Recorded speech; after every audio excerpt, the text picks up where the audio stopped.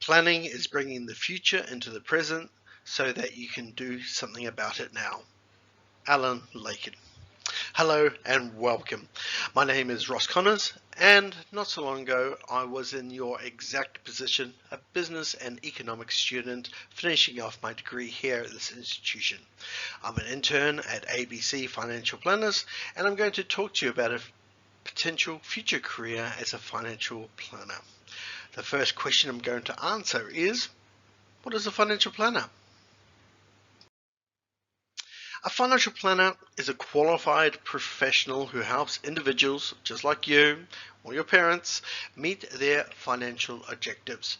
Financial planners work by consulting with their clients to identify their goals, risk tolerances, their lifestyle, and from there they help their clients meet those goals, whether that be wealth creation, superannuation and retirement planning, or estate and personal insurance, such as life insurance. Modern financial planning as we know it today began in the mid-1980s under the Keating government. Tax, Social Security and superannuation were put into legislation.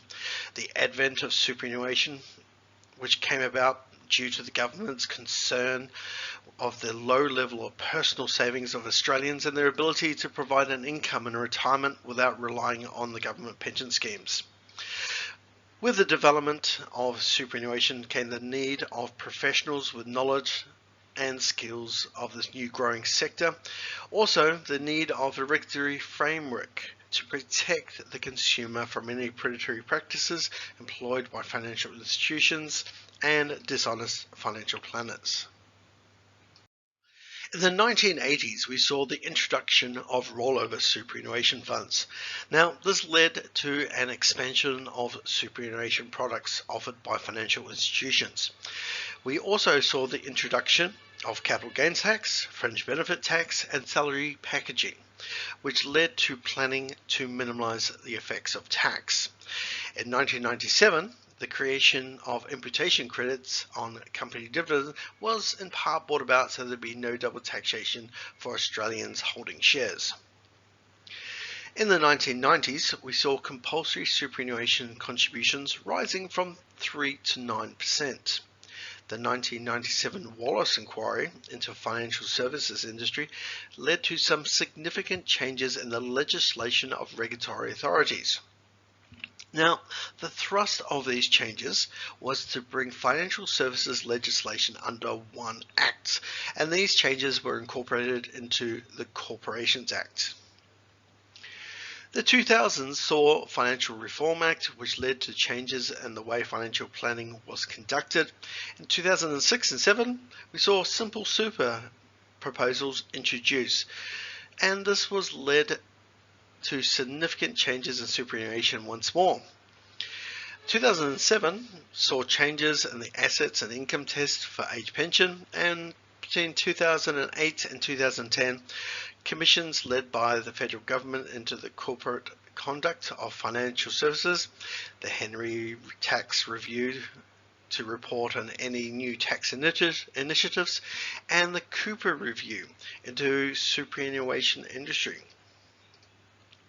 In 2010s, we saw the Future of Financial Advice, which proposed a range of changes and how those financial planners were remunerated and how licensees were to operate.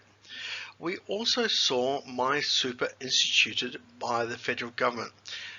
This was brought about to provide a low-cost alternative superannuation funds for many Australians who had little knowledge or care about their superannuation savings. Today, we have seen a Royal Commission into the financial services industry led by Commissioner Kenneth Hayne, in which 76 recommendations were made and is before the government now. Financial planners need to have an extensive knowledge of the economic environment, for as that environment changes, so must financial planners adjust to the changing situation. the 2007 and 8 global financial crisis, or the GFC, where we saw international markets fall upwards of 50%. We saw Australia's own ASX fall over 40%. We saw large institutional investment firms and banks fail, such as Lehman Brothers, Merrill Lynch, and banks such as the Royal Bank of Scotland, an institution which had been around for 280 years. This was extremely worrisome for those people nearing retirement or for those who had already retired. And seeing their retirement savings fall sharply in value, this was an incredibly stressful time for many Australian financial planners as well, with many of their clients seeking reassurance and advice in the face of a falling market.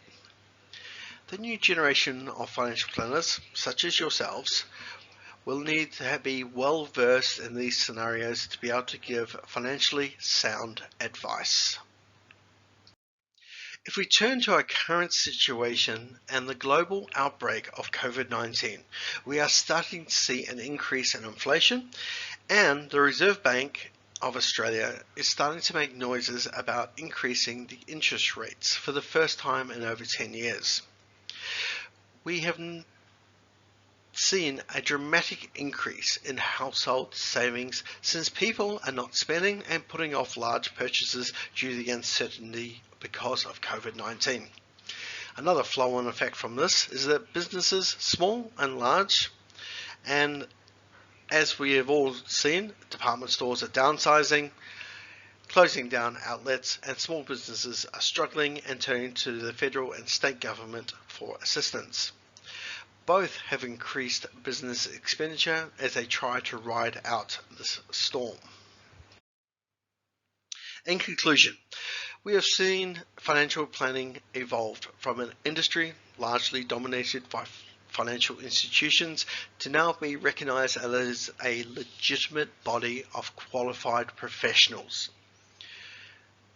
If you like the idea that you can affect real change in people's lives on a one-to-one personal level to assist them in making sound financial plans, then I urge you to consider a career in financial planning.